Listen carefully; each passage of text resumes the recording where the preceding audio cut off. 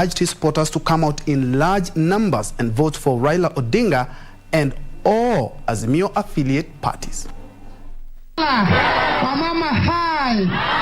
Governor Ole Lenku is appealing to voters in Kajiado County to give him another mandate and also vote for Raila Odinga for president. Hatuwezi rudi kwa mambo ya wilbaro. Hiyo ni madharau kwa watoto wetu, na ndio tunasema sio wilbaro, ni baba na Martha. Tunasema baba na Martha. Lenku says the cosmopolitan county stands to benefit if Azimio forms government. He called for political tolerance among locals and peace on election day and after. Sasa tumesema Kajiado ndio county number 1 ya amani. Kajiado iko na amani sasa. Kajiado itakuwa na amani wakati wa uchaguzi. Na baada ya uchaguzi Kajiado itabaki county number 1 ya amani Kenya. Elsewhere, the Embu gubernatorial race has intensified with just a week to the general elections. Former Senator Lenny Kivuti and nominated MP Cecily Mbarire are both traversing the county in last-ditch efforts to win political support. Shida ile kubwa zaidi ni maji. Hata sio maji ya kunywa. Moja ilikuwa ya kila constituency. Kwa sababu nataka Embu County yote iwe na maji ya kulima. Meanwhile, a section of elders from Kanyamkago village within Uriri sub-county in Migori have called for political tolerance ahead of the general elections. As we have realized that other tribes within Kenya are behind the candidature of Raila Odinga as the 5th president of the Republic of Kenya, we don't need to look sideways to support anything doing with bottom up. Elsewhere, the Azimio la Umoja presidential campaign team in Kakamega has urged locals to vote for Raila Odinga. Mimi naombea baba Raila Amolo Odinga kura tarehe 9 mwezi wa 8 ambayo imefika, na kitu muhimu kwa hii tarehe 9, wengi wetu tunataka baba Raila Amolo Odinga awe president ya hii nchi, lakini lazima ile kura yetu itoke hiyo tarehe 9. Lazima tuende kwa polling station and we must vote.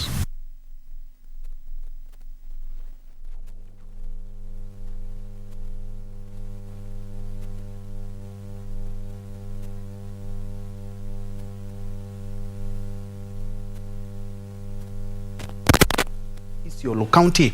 Local leaders in the county, among them gubernatorial candidate Abdi Ibrahim Guyo, have urged residents to cooperate with government authorities to ensure these elements are mopped out, especially during this electioneering period.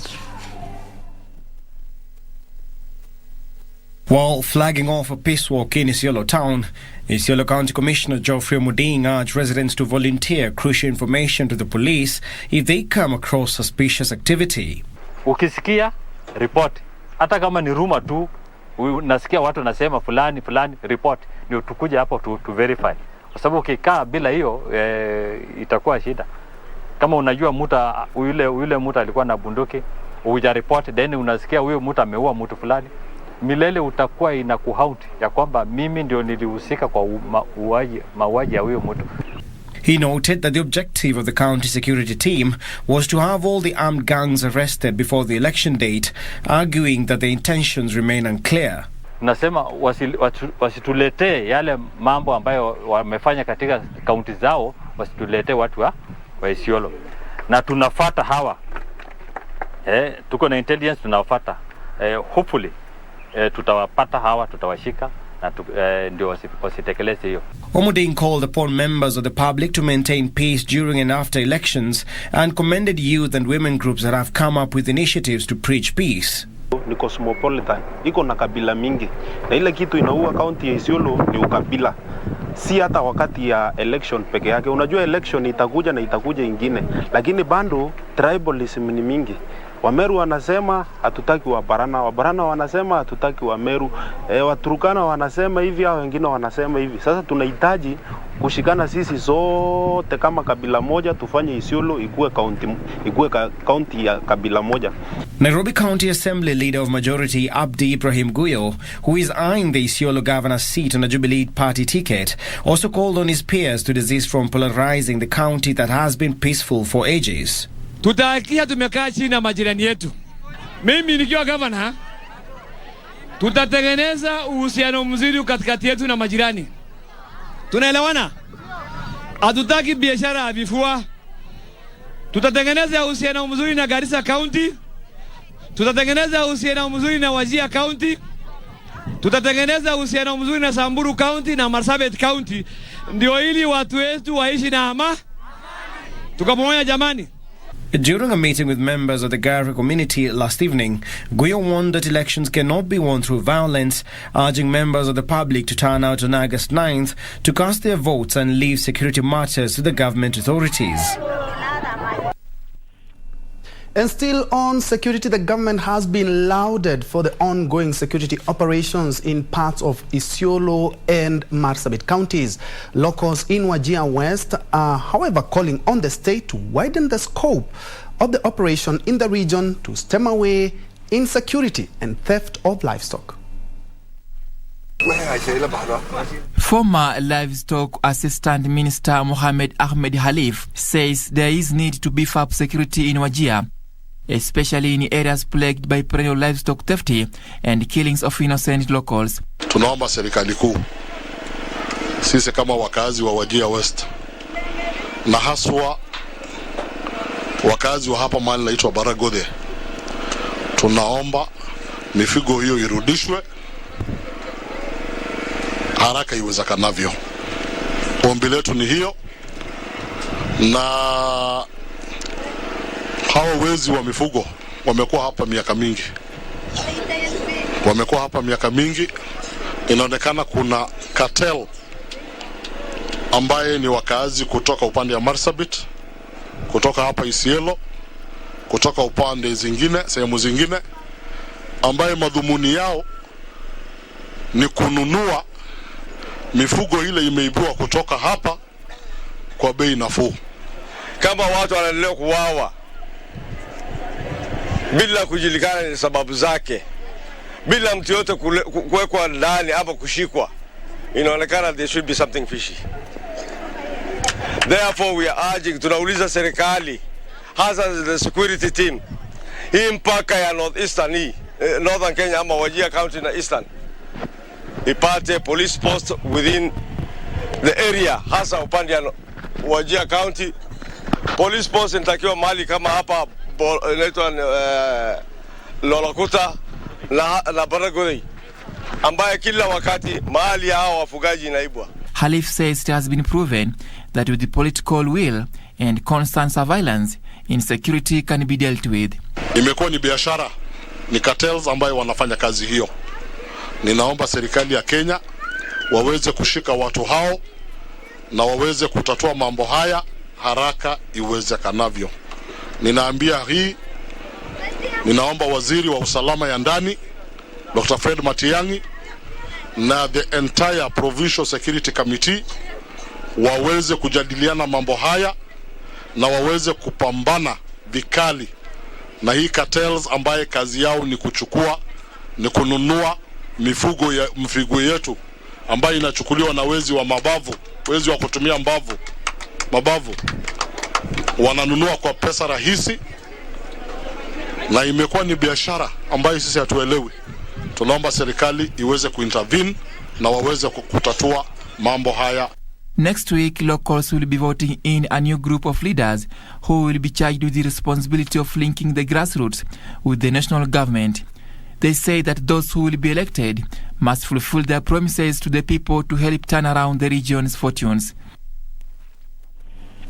In other news, the uptake of illicit brews and other outlawed substances in Makwa and Gatukuyu in Kiambu County has drastically reduced following the introduction of sporting events. area youth say they no longer find time to engage in drinking, with sporting events taking up most of their time.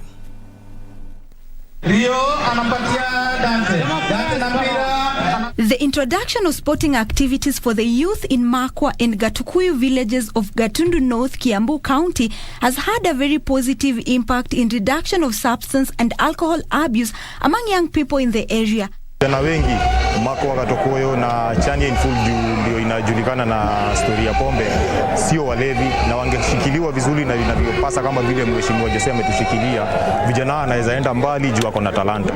Speaking during a football tournament, Nganga Mushiri, a recovering addict, says besides helping eradicate abuse of drugs, the football matches have enabled them to focus on more productive aspects of their lives instead of being used by politicians to propagate violence in political campaigns. Vijana wengi wangekuwa kwa pombe na wanatumia mihadarati, lakini juu mheshimiwa Jose ametuletea tournament yake, watu wengi wametoka huko na wamerudi kwenye mpira na hawana hiyo time ya kwenda kulewa, time yao mingi wanaitumia kwa field.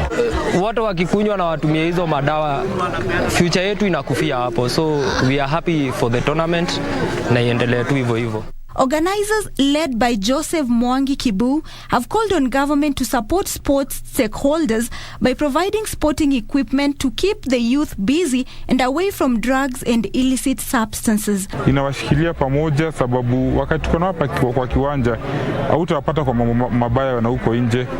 Tunakuwa pamoja na wao na tunajua talenti zao na pia tunajua venye tunaweza tukasaidia ule mtu mwingine.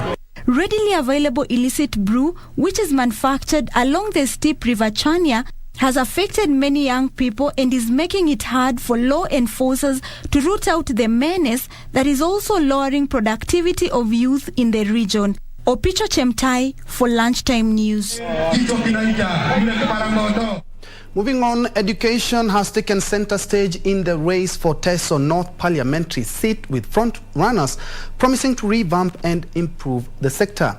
Lawi Mamai, the DAP Kenya candidate, has blamed his main challenger and the incumbent Oku Kaunya for the poor performance registered in the recent past. In his defense, Kaunya says he has constructed the Kenya Medical Training College and Technical Training Institute through funding from the National Government Constituency Development Fund Kitty.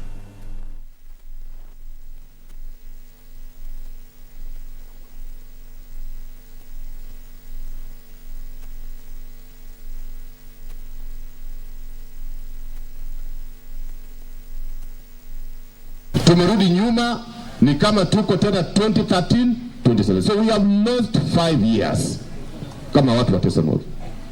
Na hiyo ndio Lawi anataka kubadilisha, ili watoto wetu wapate nafasi zaidi, wapate shule nzuri, tujenge madarasa mapya, tuongee na TSC na Ministry of Education, tuongeze walimu, shule zetu zipate tena kubobea, tukue number 1. Tangu independence, eneo hii ya Teso Kaskazini hatukukuwa na taasisi yoyote ya kiserikali ambaye inafundisha ama inatumika kwa mafunzo. Na kwa mara ya kwanza tumekamilisha ile ya TTI ambayo nilipata ikiwa kwa Linto. Tumekamilisha hii KMTC kupitia hazina ya CDF peke yake na sasa inafanya kazi. And still on education, the government has ordered for the immediate closure of all schools effective tomorrow. Education Cabinet Secretary Professor George Magoha says the schools will remain closed until August the 10th to allow preparations and conduction of the August 9 general election. Magoha advised schools and parents to ensure learners from all basic education institutions proceed on their final term effective tomorrow and resume on Thursday, August the 11th, 2022. He said the latest communication supersedes any other communication earlier. For our first break is a story we will be keeping a keen eye on. But when we come back, we still have more news. I will take you through some more news before we have a look at the business. We also have sports lined up, so don't go away.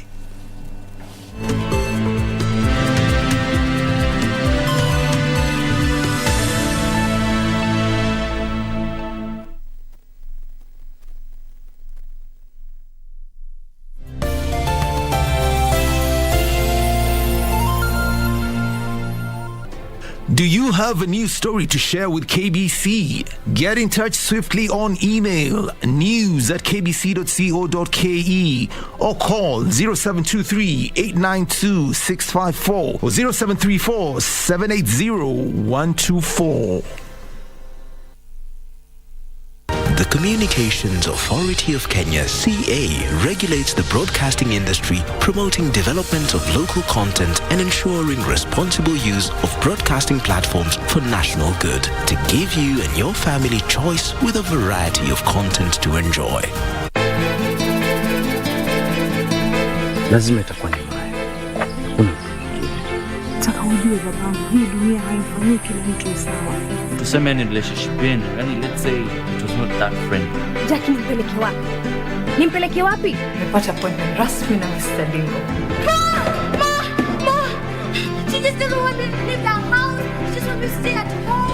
The Communications Authority of Kenya, opening your world.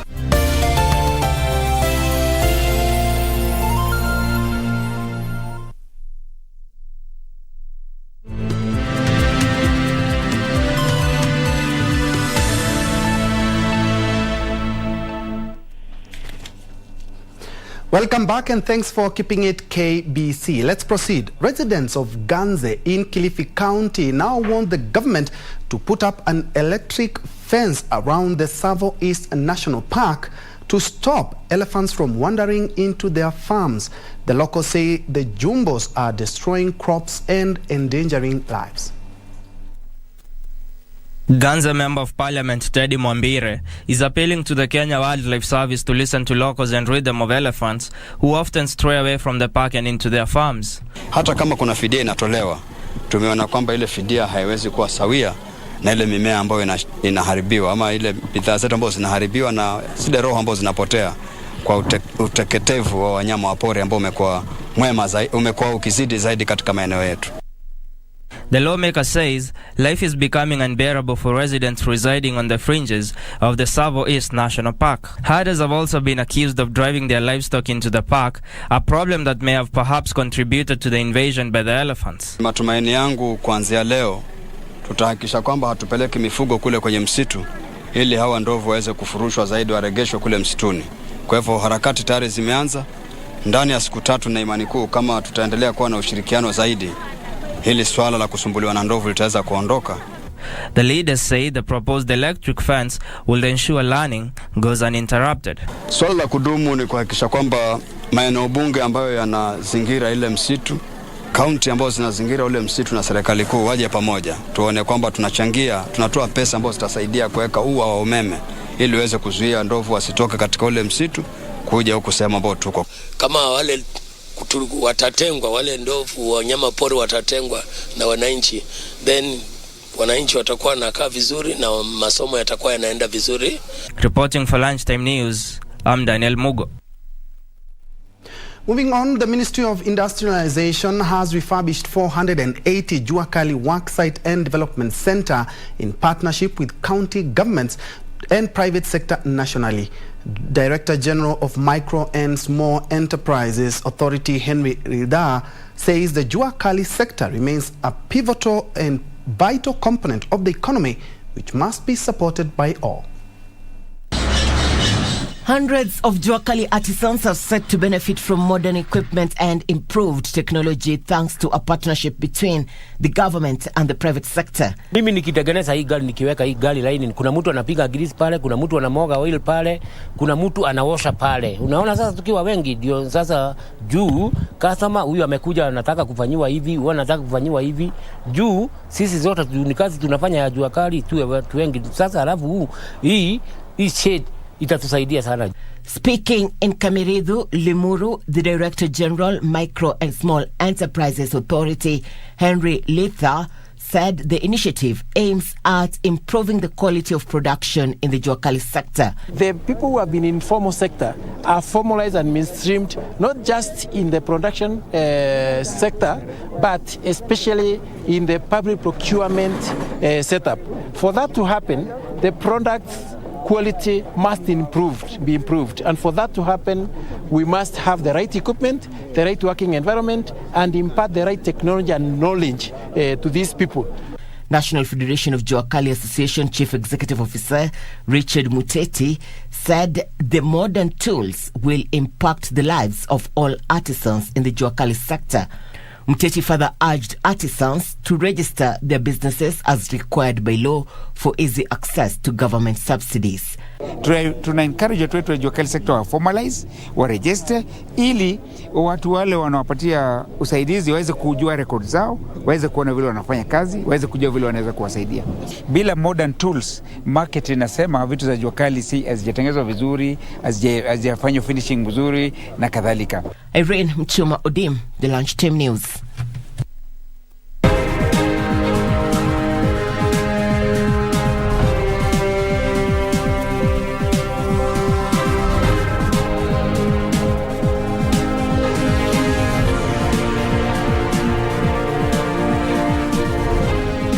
Elsewhere, the government has faulted some retailers of inhibiting the supply of subsidized maize flour.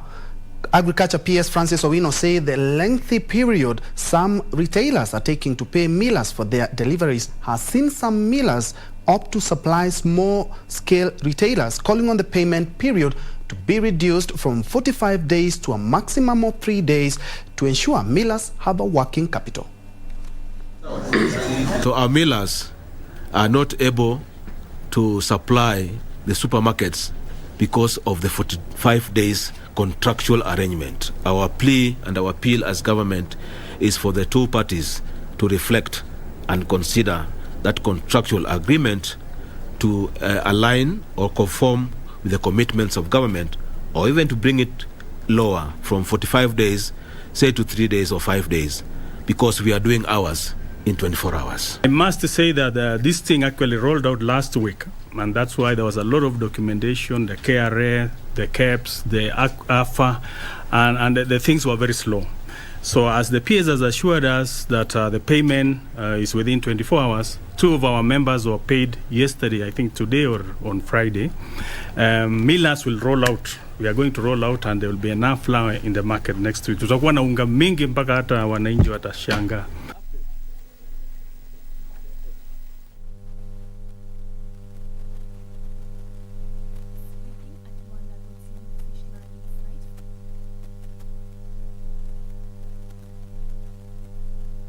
Built by the national government. Here is Terry Njenga with the details.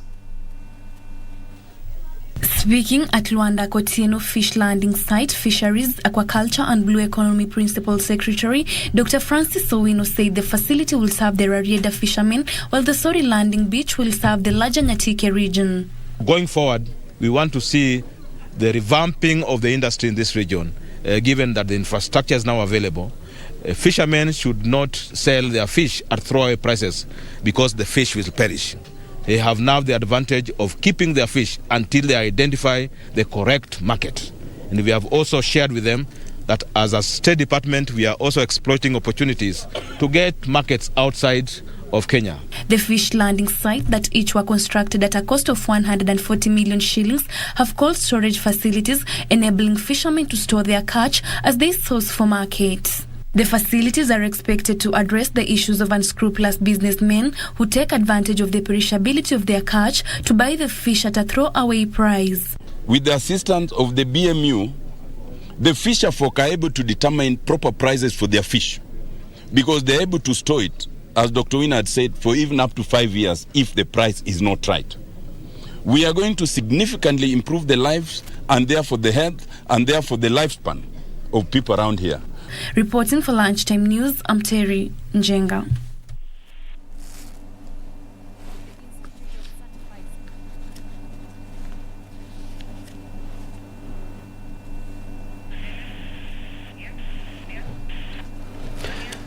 Moving on, Kenyan professional bodies have been challenged to tap into the emerging regional opportunities after the admission of the Democratic Republic of Congo into the East African Community Trading Bloc.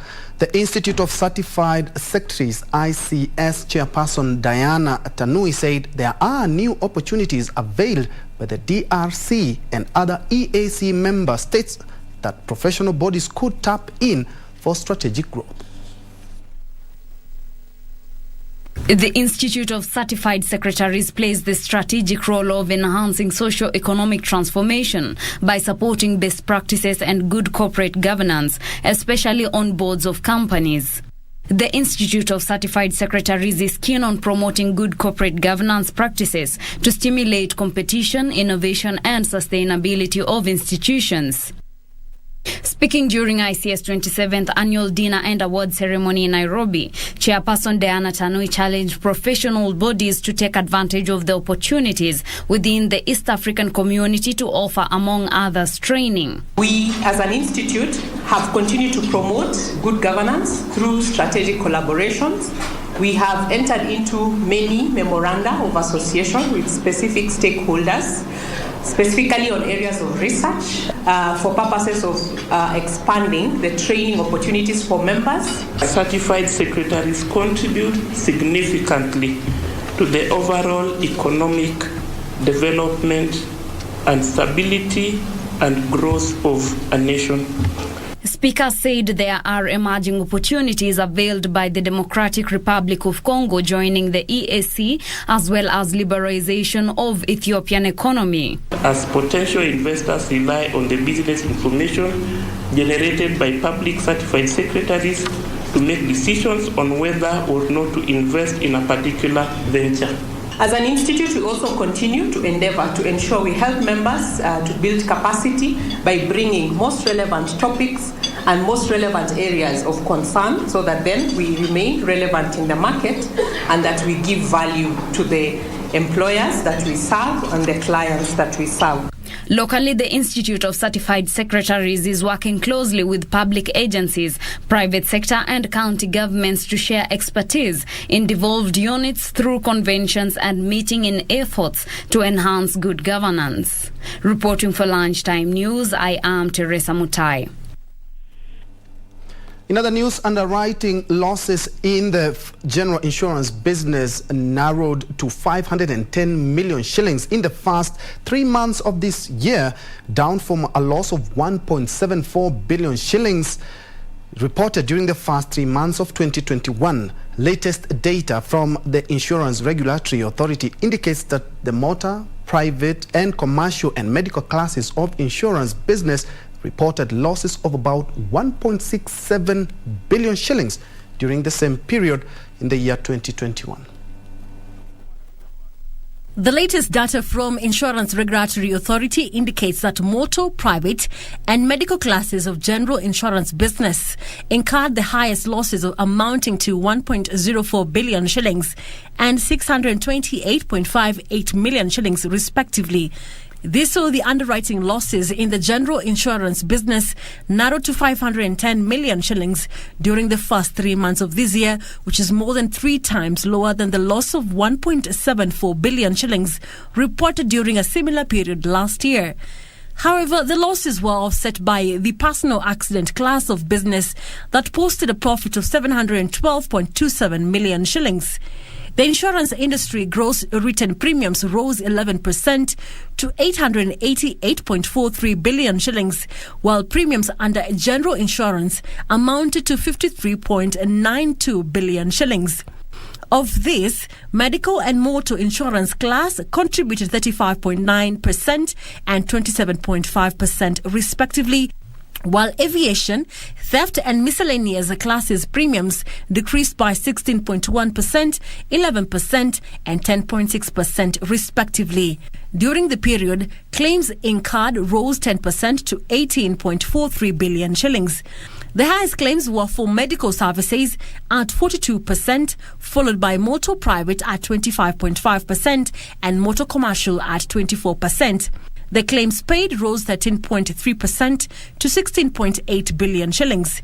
The reinsurer's business volume increased by 32.2% to 10.57 billion shillings, leading to an underwriting profit of 517.18 million shillings compared to a loss of 990.23 million shillings during a similar period a year ago.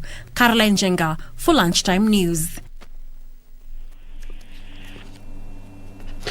A year after the death of Kanjokoma brothers, the family is yet to come to terms with the deaths of their son Emmanuel Mutura and Benson Njue met their death on 1st of August at the Kianjakoma Trading Center in Embu County while heading home.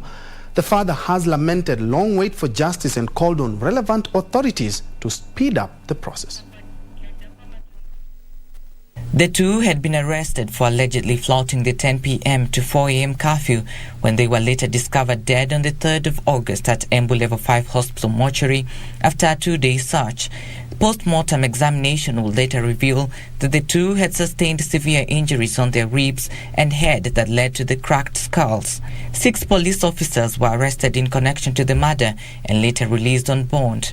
It's exactly a year after the incident happened, leaving the family in agony that has been worsened by the prolonged quest for justice. Back at his home in Embu, their father Nduinga Kamunyoti is still holding on to the hope that justice will prevail. We have not come to terms with it until that time when justice will be delivered. Na ukweli ni kuwa hata kama walifanya hii majanga watachukuliwa hatua. Kweli ni kuwa vijana wangu hatarudia hii. So sioni, tutajikaza tu, lakini pando mambo ni ngumu. With 3 witnesses having so far testified in the case, Peter Kiama, the director of Independent Medical Legal Unit IMLU, acknowledges the case has had challenges but maintains that they won't relent in ensuring the family finally gets justice. Kuna tumaini kwamba haki itapatikana. Kwa hivyo tumejiunga na wao kuhimizana kwamba tuendelee kufuatilia haki. Manake haki na ukweli ndio ambayo inaongoza sisi katika taifa letu. Trevor Ngendo, Lunchtime.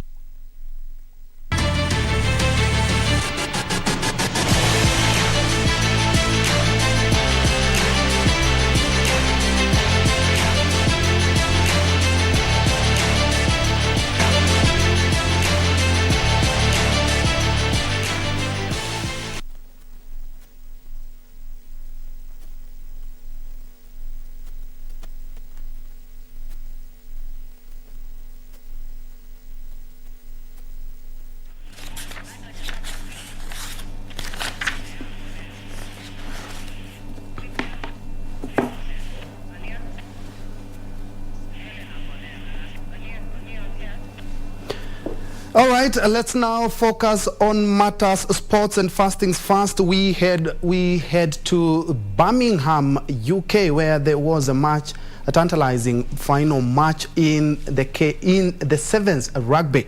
Let's get that report. Sean Williams goes quickly, the little man, still going, gets through the tackle. Incredibly, it was Gunu who couldn't stop him. South Africa stunned Fiji 31-7 to win the men's Rugby Sevens Commonwealth Gold at Coventry Stadium. First half tries from Mulla du Plessis, JC Pretorius and Sean Williams saw South Africa surge into a 17-0 lead. And JC Pretorius again, he nicks it and he gives it to Williams. Zane Davids, Selwyn Davids. Du Plessis added a second after the break, and Mfundo Ndolvu wrapped up a comfortable victory after Fiji captain Waisea Nkudu had managed a consolation effort. The Blitzbooks made a great start and scored 3 well-worked tries in the opening half, while keeping the dangerous Fijian runner